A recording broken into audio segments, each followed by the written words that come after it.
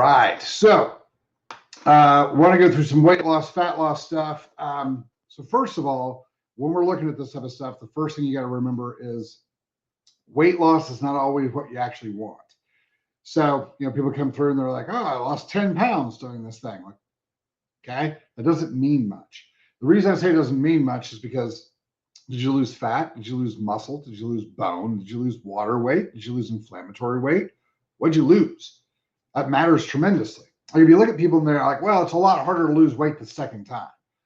The reason it's harder to lose weight the second time is because very often people are using calories as the way they figure out their diet, which is horrible.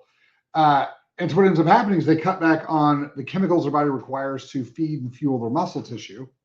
So some of that 10, 15 pounds they lose, about 40 to 50% of it's muscle. Well, so here's the thing. Your metabolism lives in your muscle.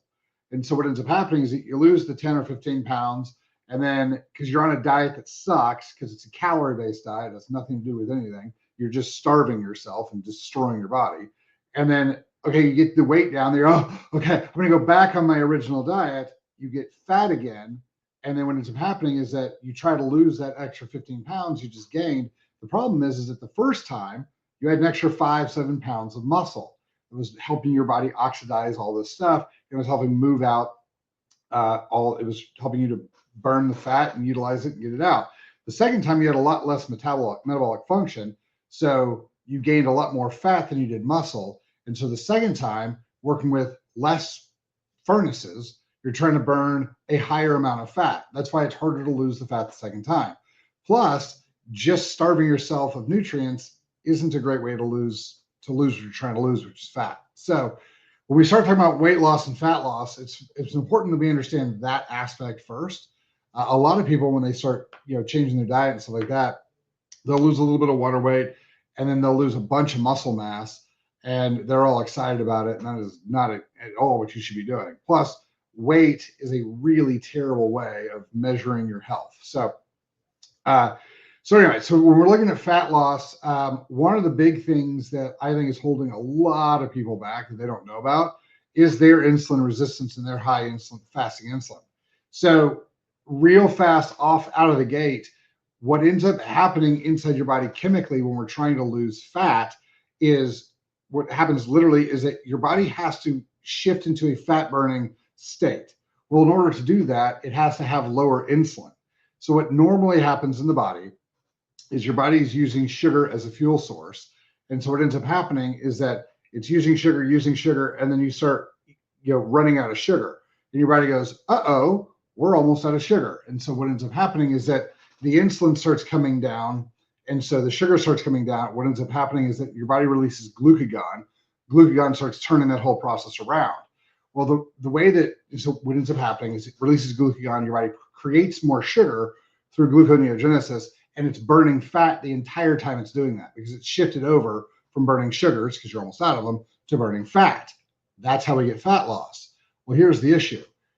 High insulin levels will suppress that from ever happening, because what ends up happening in the real system is that, so sugar starts to come down, so insulin starts to come down as well. Your body recognizes it, produces glucagon, and goes through the process of gluconeogenesis, starts creating more sugar. As the sugar in the blood starts coming back up, the thing that shuts off glucagon is when the sugars get high enough, the body goes, nope, we're good. We've made plenty. We need to move some of this into the tissues, and it produces insulin. As it starts producing insulin, it shuts off glucagon. And so that's basically what's going on. And so when you look at somebody who's having a lot of trouble losing extra fat, if you pull their fasting insulin and their fasting insulin is high, the primary thing you've got to do before the body will start burning any fat is decrease that fasting insulin. The same thing you do for type 2 diabetes. Well, one of the biggest things you've got to do for type 2 diabetes and for fat loss is you have to detox the body so the inflammation goes away. As soon as the inflammation, and remember, inflammation, the easiest way to think about it is inflammation is chemistry gone awry. So if your chemistry is not working right, obviously the chemistry to burn fat is also not going to be working right. And so the first thing we got to do is you got to start fixing all the inflammation, kill the parasites, kill the yeast, we do it through what we call the kill and refill, where we kill the parasites, kill the yeast, kill the bad bacteria, and then refill the body with nutrients. Because again, you're asking the body to do a very specific chemical process, which is utilize fat as your fuel source.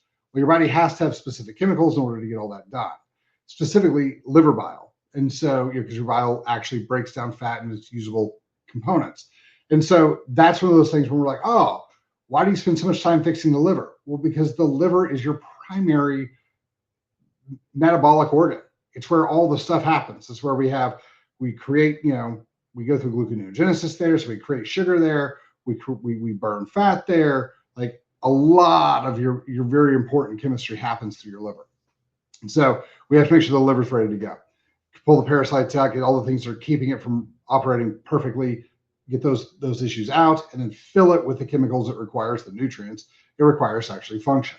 The other thing that we get into is that if you want your body to run efficiently, you've got to fuel it. And so look at your hormones, testosterone, D3, estrogen levels, all those things matter. And so estrogen holds water on you really, really well. So for instance, one of the big things we see with men who are on testosterone, and they're taking either too much or they're not regulating their estrogens, they'll come in, they're like, man, I'm all puffy. I feel like I gained a bunch of weight and I'm puffy. You start bringing their estrogen levels down, and all of a sudden they shed all this extra water weight their body doesn't need because they had too much estrogens. It was trying to buffer that. So that's one of those things. So when we start looking at, it's hard to lose the fat, it's hard to lose this, it's hard to lose that. It has a lot to do with your chemistry. It has very little to do with the actual calories you're eating, because again, calories are pointless. Calories aren't real. Like the idea that, because the calories, this is what the calorie system teaches. The calorie system teaches that sugar, fiber, and protein work exactly the same way as far as getting you fat or making you less fat, because they're all worth 4. And in the calorie system, you add up the calories, and if you're in a calorie deficit, you lose. Well, that's the thing. So sugar turns to fat, easy pathway. Protein helps burn fat. Fiber never gets in the body. So saying all of those are equal, they're all equal to getting you, fat or not, is absurd. So if you're running a calorie-based diet and you're having problems, it's probably because the entire structure of your diet is wrong. So that's another piece we get into. So typically when people come in and they're like, hey, look, I want to lose some fat. Cool. A couple of things you got to keep in mind. One, where's your inflammation? Okay, we got to get that knocked out.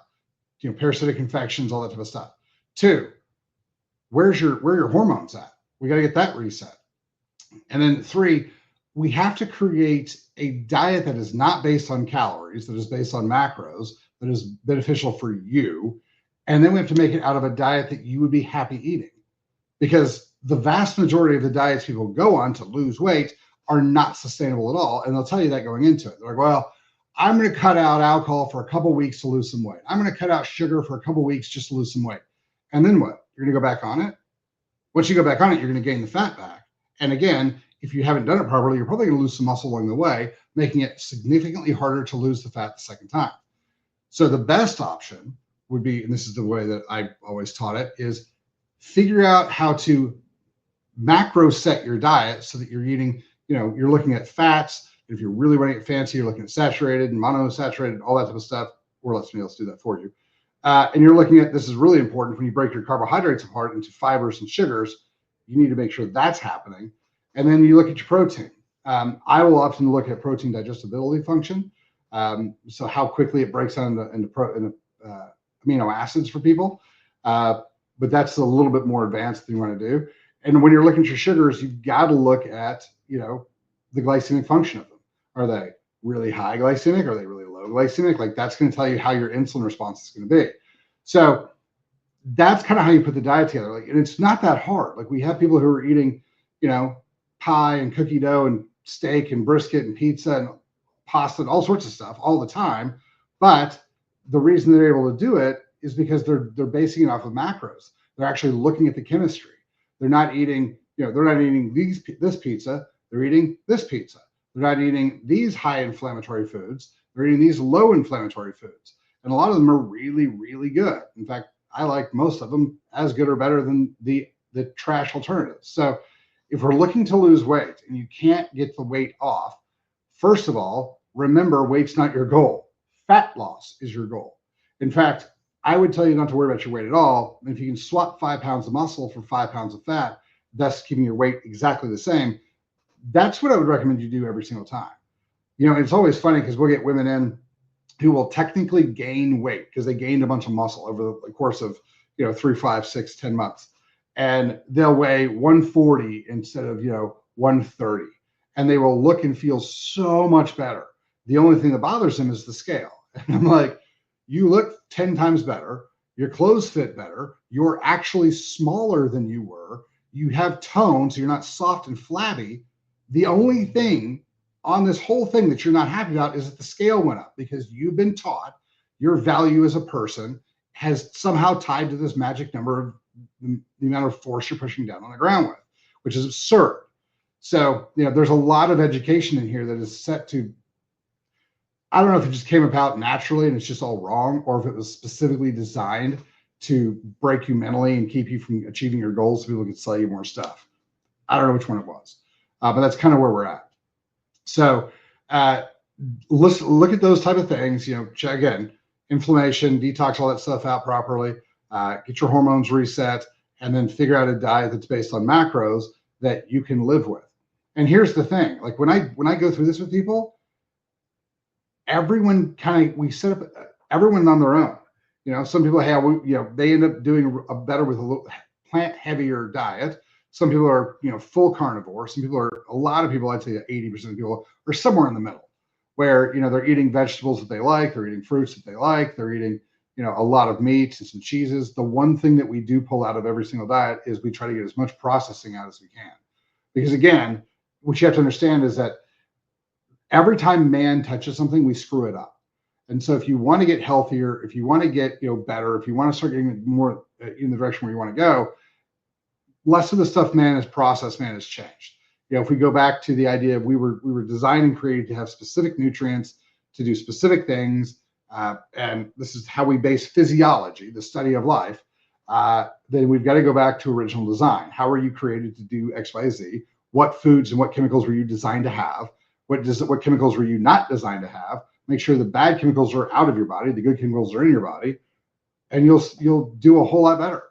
So that's a big thing on the weight loss, fat loss stuff. We're going to talk a little bit about GLP-1s and Wegovy and stuff the rest of this week, but this is the big place to start. If this is one of the things you're like, oh, I haven't looked at detoxing, or I haven't pulled my fasting insulin, or I haven't pulled my testosterone. Yes, men and women both need it. Women just need a lot less than men, usually on the order of 50 to 70% less. But that's kind of where all of this is. If you haven't done those things and you're struggling with your diet, or you're struggling with your fat, you're struggling with the way your body looks and feels, that's it. And the other problem we get into, and this is really important, and we might touch on this later, is the type of fat your body is putting on. So if you've been eating a lot of processed foods and a lot of trash oils and all the seed oils and stuff, they have a higher, you're going to have more of that type of fat on you. Again, you are what you eat. And so if we have higher linoleic versus, acids that are built in the body, that's going to create other issues we're going to deal with. And some of that stuff is more difficult to process than other things. So it's going to take you longer to lose that fat. And so what I always tell people to do is spend this time building the muscle tissue, because the healthier you get your mitochondrial function, the healthier you get your metabolic function, which is typically the more lean muscle mass you've got, the easier it is to burn fat, to radically change your lifestyle, to radically improve your health, and to safeguard stuff. I'm working with my 85-year-old mother-in-law who, tripped and fell and broke her arm, and had she had more muscle mass, that wouldn't happen. So this is really important for now, but it's critical as you age. So keep that in mind, and we'll go through some other stuff this week, but those are some of the things you guys need to check on and make sure of. Unfortunately, your medical doctors aren't going to be able to do that because they don't know how to look at the labs that way. They don't know what to order. They're not taught to do this. So if you guys are looking for somebody else, you can hit us up. But I would really, really, really work on getting those 3 things accomplished. So, all right, you guys have a great day. Thanks for your time. Talk to you later.